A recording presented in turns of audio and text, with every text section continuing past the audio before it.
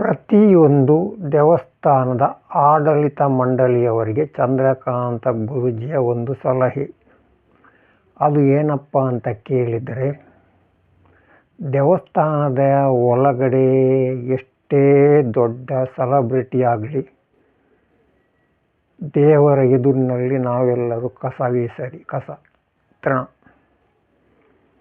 ಅವರಿಗೆ ನಾವು ದೇವರ ಎದುರಿನಲ್ಲಿ ಸಾಲು ಹೊದಿಸೋದು, ಚಡ್ಡಿ ಹಾಕೋದು, ಮಾಲೆ ಹಾಕೋದು ಇದು ತಪ್ಪು. ಅದು ನಿಮ್ಮ ಆಫೀಸ್ ರೂಮ್ನಲ್ಲಿ ಕೊಂಡೋಗಿ ಗಮ್ಮತ್ತು ಮಾಡಿ.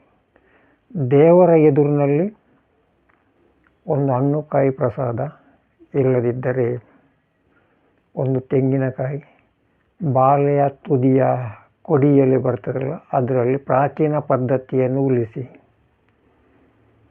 ಅರಿವಾಣ ತಟ್ಟೆ ಎಲ್ಲ ಬೇಡ. ಮತ್ತು ಅಲ್ಲಿಂದ ಅವರಿಗೆ ನಿಮ್ಮ ಆಫೀಸಿನಿಂದ ಏನು ಗಮ್ಮತ್ತು ಮಾಡಿ ಕಳುಹಿಸಿಕೊಡಿ, ತೊಂದರೆ ಏನಿಲ್ಲ. ಅವರಿಗೆ ಅಷ್ಟೇ ಗಮ್ಮತ್ತು, ದೇವರ ಎದುರಿನಲ್ಲಿ ಅಷ್ಟೇ ಸನ್ಮಾನ ಮಾಡಿ.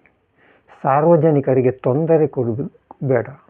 ಯಾಕೆಂತ ಹೇಳಿದರೆ, ಸಾರ್ವಜನಿಕರ ಹಣದಿಂದಲೇ ದೇವರ ಹುಂಡಿ ತುಂಬುವುದು. ಇದು ಗಮನದಲ್ಲಿರಲಿ. ನನ್ನ ಆತ್ಮೀಯ ನಡೆದಾಡುವ ದೇವರುಗಳಿಗೆಲ್ಲರಿಗೂ ನಮಸ್ಕಾರ. ಇನ್ನು ದೈವದ ಅಂಗನಕ್ಕೆ ಬರುತ್ತಿದ್ದೇನೆ.